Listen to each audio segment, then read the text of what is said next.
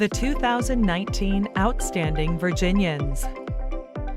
The Arlington Gay and Lesbian Alliance, or AGLA, was formed in 1981 as a nonpartisan advocacy organization to combat LGBT discrimination in Northern Virginia. One of their first priorities was to pass human rights protections for gay and lesbian citizens. We realized in the late 1980s that in order to get human rights protections passed, we had to get political support and we had to do community events and community activities to get people to know us. AGLA gained notoriety by taking part in social events like the family-oriented Arlington County Fair, and the organization used their community service approach to build visibility and garner political support among elected officials. The organization held candidate forums to encourage their members to engage with local politics. They worked tirelessly to galvanize their supporters, and in 1997, their hard work paid off when they helped to successfully elect one of their members, Jay Lissette, to the Arlington County Board, making him the first openly gay person to serve in that role. On election day, the polling places were crawling with LGBT people. It was incredible. Nobody realized there were that many people there, and they would vote. It is amazing how all of the candidates for public office now are so anxious to be at AGLA events. I know it's hard for people today sometimes to remember, but back then, it wasn't easy to be open and to be gay and to be honest. It was very different, and AGLA made a big difference in how the world saw me and how Arlington ultimately opened up and became the integrated, inclusive community that it is. Today, AGLA continues its work to broaden political and public support and remains a cornerstone of Arlington's vibrant LGBT community. Over the years, it has remained vibrant because it continues to reinvent itself successfully. Jay Corprew. Jay Corprew is a revered LGBT advocate in Virginia Beach, where he serves as an active board member of the Transgender Assistance Program. Jay's journey towards activism was born from his own experiences with discrimination, and he uses his personal story to connect with the people he serves and to humanize the challenges faced by members of his community. The reason why I became a board member was because I was homeless, and they helped me, and they didn't ask any questions. They just knew I was a trans man who was in need of food and assistance. I didn't really have any resources or anybody to turn to know myself, what's safe, what's not, where to go, when to go. And from then on, I wanted to be a part of this program. Jay reaches out to his community by speaking at community events and working with other LGBT organizations. He also believes that beauty can be a powerful source of healing, and he uses art as a way of bringing that beauty into the world. His strength and dedication to helping others was born from a sense of knowing that we only have one life, and he has chosen to dedicate his to improving the world for his LGBT brothers and sisters. So I was born with a medical condition, and I didn't think that I would be able to live past 30. So each year that I do make it, I try to do as much as I can because I'm just grateful to be alive. All the things I've done in my life and continue to do is because I'm grateful to just have another year. Kathy and Ray Green. Kathy and Ray Green define what it means to be LGBT allies. Having been married for nearly 4 decades, the Greens have built a life together around the idea that no force is more powerful than love. The couple moved to Richmond from Tucson, Arizona 7 years ago, and in that time they found a home in Richmond's LGBT community. Our experience with the community has been a full embrace. The LGBT community just took us in and became family for us. Their introduction to activism started when they began to realize how LGBT people were being denied basic rights. They took notice and decided they were going to be part of the solution. Once I learned about that, that was the beginning of my allyship in this community. We've learned that as allies, we have the opportunity to reach an audience that our gay and lesbian trans friends may not be able to. Ray and I have been married almost 39 years. Marriage is what brought us into this community. When states started amending constitutions to deny marriage to our neighbors, we paid attention and realized that that was wrong, and so we fought against it. Kathy and Ray are allies in every sense of the word, and they are determined to fight for full equality for their beloved community. The Commonwealth becomes a more attractive place for employers and workers to move here if we treat our neighbors equally. Reverend Lissette Kraus. Reverend Lissette Kraus is a legend in Richmond's LGBT community.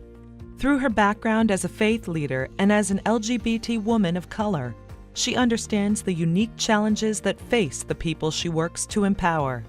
And central to her mission is creating spaces and platforms for LGBT people of color to come together and to thrive. So when I first came to Richmond, I got immersed within the community by getting connected to other LGBTQ women of color. What I realized in the community was a stark separation. But what I also realized within the community was that there was not a solid LGBTQ Black contingency that was creating space for us to connect. Part of Lissette's efforts to amplify the voices of her community was the creation of UGRC, or Us Giving Richmond Connections, which builds partnerships, fosters inclusion, and advances equality within Black, LGBT, and Greater Richmond communities. The creation and motivation behind bringing UGRC to life was really about bringing Black LGBTQ leaders together who were also respected as leaders in this community in various ways, and ask us in our own space, what do we see and what do we want to do? Do we want to continue complaining, or do we want to actually do something? In 2018, Lissette brought the first ever Black Pride event to Richmond in an effort to create room for more diverse voices and perspectives within the LGBT community. The importance of Black Pride RVA is to raise the awareness of and the visibility of Black LGBTQ folks and give space for them to also feel proud to be both Black and queer. At the end of the day, for Reverend Kraus, everything comes back to her relationship with God, and so much of her work focuses on removing the stain of judgment that so many in the LGBT community feel when they seek a spiritual connection. Some of the most common concerns addressed as a faith leader are around, does God love me? What does the Bible really say? And how can I both see and become this integrated whole person who believes in the idea that God created me exactly the way that I am? Bill Harrison. Bill Harrison has been an outspoken LGBT activist in Richmond since the mid-1970s. He was one of the first to challenge homophobia in the Richmond media, and he was on the front lines in the community's response to the AIDS crisis. Through his work, he has seen the city's social landscape shift dramatically. When I first came to Richmond in the 1970s, we were a very closeted community. Marriage never crossed our minds. We were more concerned about being outed and losing our jobs, which was a very real threat. The idea, for example, of a mayor or a governor being on our side was absolutely unheard of. In 2011, Bill took the helm of Diversity Richmond, where he transformed a fledgling organization into one of the cornerstones of Central Virginia's LGBT community. Everyone in our community knows what it's like to be ridiculed and left out. And I think that has been a motivating factor for the growth of Diversity Richmond. That's what Diversity Richmond is all about. Diversity Richmond will always revolve around the idea of inclusivity, and that is why their outreach not only serves the LGBT community, but helps anyone who is in need of support. And under Harrison's leadership, the organization has touched countless lives. Folks who might not be familiar with us have to admit the good that we're doing for the entire city of Richmond. J. Timmins.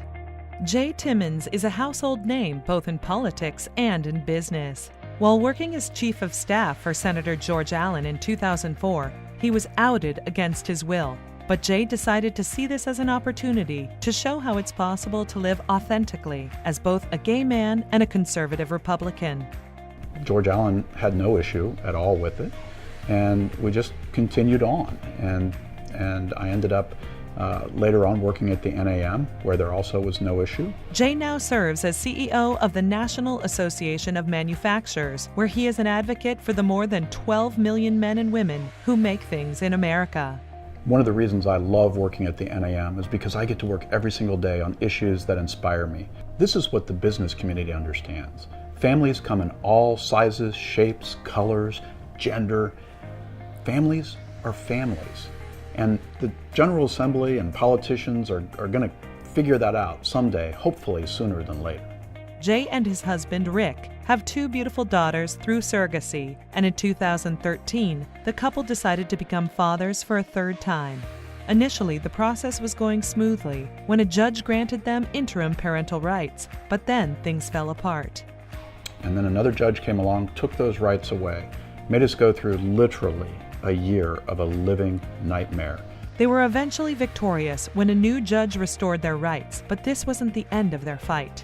Jay and Rick, in collaboration with Delegate Rip Sullivan, advocated for legislation in the Virginia General Assembly to prevent their ordeal from happening to other families. The bill was nicknamed Jacob's Law, after the son they fought so hard for. And what we're trying to do now is to make sure this doesn't happen to anybody else. We began to advocate on behalf of that bill because we could see that people understood this was about families, this was about life, this was about equality under the law. We're very honored that Jacob's Law is now law after the governor signed it. Mayor Levar Stoney. Richmond's Mayor Levar Stoney is a man of many firsts. When he was elected in 2016, he not only became the youngest person to ever hold that office, but he also introduced the most progressive LGBT inclusive agenda in the city's history. To Mayor Stoney, it was long overdue. Well, I have a number of friends and loved ones who are part of the LGBTQIA plus community. When I was in college, I promoted a student bill of rights to ensure that no individual is ever discriminated against. His first act after taking office was to officiate the wedding of his 2 friends, Johnny and Drew, who became the first same-sex wedding ceremony ever presided over by a sitting mayor in Richmond. Before he took office, Richmond scored very low on the Human Rights Campaign's annual ranking of how welcoming a city is to the LGBT community. And in a single year, he overhauled the city's approach to inclusion. In order to raise our score from a 42 to a 94, we enacted a couple of actions over the last year. Number 1, working alongside the City Council, we added a Human Rights Commission to the city, the first ever in our city's history. It was a part of my values. That's why we did what we did. It's 2019, it's not 1919. And I think it's way past due that we recognize each and every one for the contributions they can make right here in the city of Richmond. Mayor Stoney is proud of his accomplishments in making Richmond more inclusive, and he is determined to garner more support to continue to move his beloved city towards full equality. If you're not on the side of inclusivity, move out of the way. It's 2019. And so for those members of the General Assembly or Republicans, just get out of the way. It's time to move the ball forward, not just for city government, but also for the state at large. Reverend Joe Cobb. Reverend Joe Cobb is a living example that in order to be whole, you must live as your authentic self. So in 1999, when Joe came to terms with his sexuality, he and his wife of many years, Leanne, decided to divorce. But they both knew their story of growth, love, and redemption was something that they wanted to share with the world. But we wanted to figure out how we could change our relationship and still honor the love we had for each other. And we began talking about what could that look like? What would it be to create a book together, to write our story together? We called the book Our Family Outing, a memoir of coming out and coming through, because we wanted to share our perspectives on what it means to come out and to be authentic. And what we discovered in the long run was that the theme that people really related to was how you could take an adverse situation, a situation that to many people would seem irreconcilable, and find a new way to be in relationship with each other. Around the same time, Joe was an ordained clergy in the United Methodist Church, but realized he could no longer live his true self as an openly gay man and still adhere to his church's rigid doctrine. So he looked for a place where he could live a faith-based life but still feel accepted. I was drawn to metropolitan community churches because they recognize human sexuality as a gift and a blessing. That's where they start. And for many people who are wrestling with trying to reconcile their faith and their sexuality, it's such a refreshing message. When I start with a gift, I understand that I'm beloved, that I'm a blessing, that I have something to offer to this world. And that has to be the place that we all start.